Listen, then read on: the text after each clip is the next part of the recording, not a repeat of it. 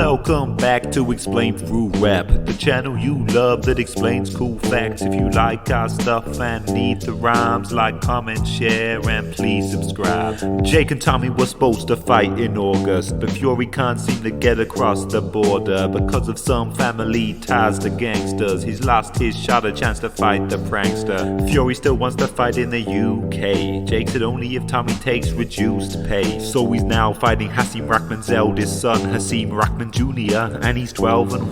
Boxrec.com shows 21 amateur fights, but he's had over 100 apparently right. In 08 he wins his first amateur fight against a debutant of low caliber type. Then he lost 12 of the 20 I can see. His wins are against the weaker kind of peeps. Only one against a dude with a winning record, and he was only 1-0, which ain't really special. He took a 3-year break, then he turned pro. 2017 and Ralph was his first foe. He beat him in 40 seconds, it was kinda sad. Ralph went on to lose every other fight he had. It was Ralph's first fight and he lost it. He took a few blows and then the ref stopped it. Shaw was next, it was his first day on the job, and he got knocked out with a body shot. He would go on to be knocked out cold in the first round of every single bout he chose. Third up, James Jones lost in round 1, 4 and 11, but he got knocked out, son. But even though Hasim got a fine win, Jones was knocked out in every other fight since. Then it was Deon Hale's chance to brawl hard. He got a draw on one of the judges' scorecards, but other two judges went for Rahman. He was 3-10 at the time he boxed him. Fight 5, Steven Tyner, after round 1 he quit. Never fought again, though I guess something must have clicked. Ochieng was on an 8-loss losing streak. He was in his 40s, a guy we knew he'd beat. 26 wins to his name, been on for 5 years. A unanimous decision for Hasim right here. Damion Reed went the distance boxing, but in the last 8 years there's only one win. Curtis Head was up next and he fought fierce, but had only one win in the last 4 years. Rahman Jr got the decision, but didn't want to face better opposition. He fought a 44-year-old De La Torre. It was an easy decision for our fella Shaw. De La Torre had been knocked out in his 5 last fights and hadn't won since 2009. A guy easy to beat, many had stopped him. Rahman lacked the skill and power needed to drop him. No one really thought De La Torre was a threat, but in his 10th fight Rahman fought him again. This time Rahman got the knockout, but in both fights Hasim had lost rounds. In 2021 his next fight he fought here. Juarez hadn't won a fight in 4 years, but this one shouldn't have been a hard test. The judges scored a couple rounds for Juarez. One judge even scored the fight a draw, but Hasim Rahman won the fight of course. Nathan Bedwell was his 12th pro fight here, but he hadn't won the fight in over 9 years. Rahman hit him to the body, that was it, but it sorta just looked like the man had quit. There were no legitimate prospects I find here in the 12 fights Rahman's had in 5 years, and he lost rounds and he took shots. In his winning performances he didn't look hot. Kenzie Morrison gave him a proper fight. He knocked out Hasim Rahman on the night. Son of Tommy Gunn, he's 20-0, unbeaten record with plenty KOs. Hasim had won the first 4 rounds, but in the 5th Kenzie put him on the floor out. Now he did get up but took a forceful shot, so the ref stepped in and had to call it off. Debatably it was a little bit early though. Rahman's legs still looked sturdy, yo. Hasim is not impressed against the journeyman. His opponents, you've never heard of them. He doesn't have the knockout power at all. He isn't laying these dudes all out on the floor. It's just TKOs against weak opposition. Most went the distance when Rahman hit it. Even though his career has been bleak, mate, he might still have enough in there to beat Jake.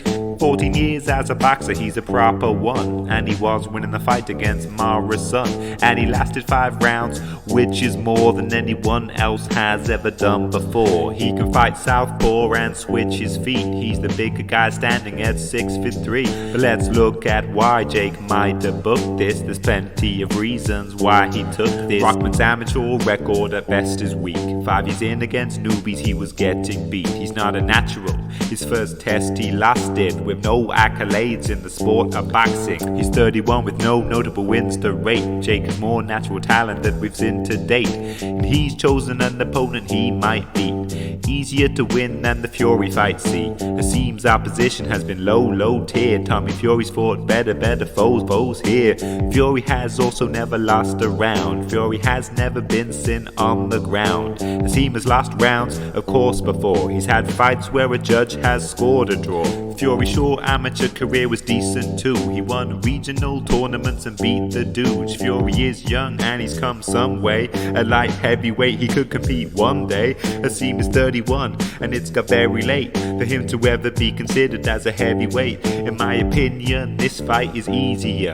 Jake stacked the deck, man, it's genius. Hasim has 1 month to drop the hugest weight. It'll be his first time fighting at cruiserweight. The fight is short notice and the dudes are mates. They've sparred before, so it's not new to Jake. We've seen footage of Jake landing a right. We've seen Rahman's power is massively light, and that power after he drops the weight won't be enough for stopping Jake. Another reason to wedge it to Jake now is Rahman has never fought over 8 rounds, but he outboxed Morrison, jabbed him well, and in Jake's last fights he was trash as hell. Rahman isn't a knockout artist at all, but he's definitely good enough to outbox a Paul. And if Jake takes him to the scorecards, everyone might respect that he fought hard. So it's a win-win even if he lost the bout, or if somehow he manages to knock him out.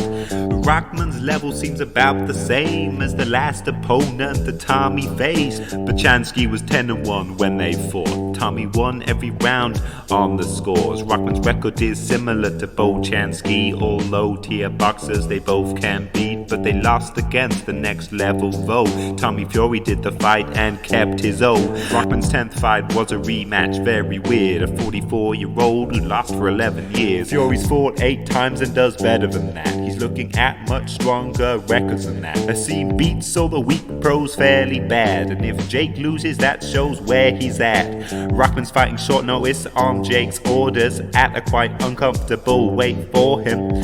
Fury might well be ducking this fight, but we do know that he had trouble with flights. The link he has to a criminal is not made up, even though Jake Paul loves to say stuff. I think Fury obviously wants the fight, and it's just bad luck that stopped his flight. Tommy was odds on to beat Jake, you know, and the bookies normally know the way to go.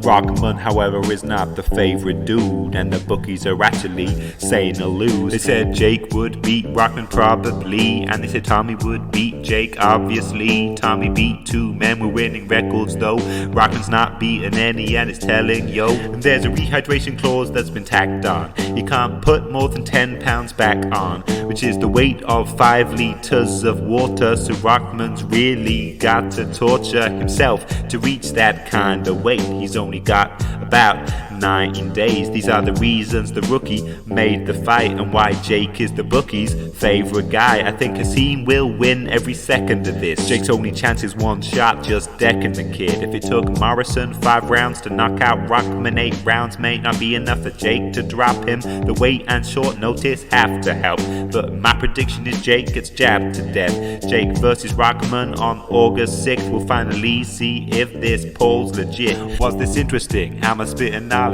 If you have an opinion, put it in the comments. If you have a request, comment that too, and I will make them raps for you. I'm no boxing expert, I'm just nice with the rhymes. It helps the channel if you hit like and subscribe.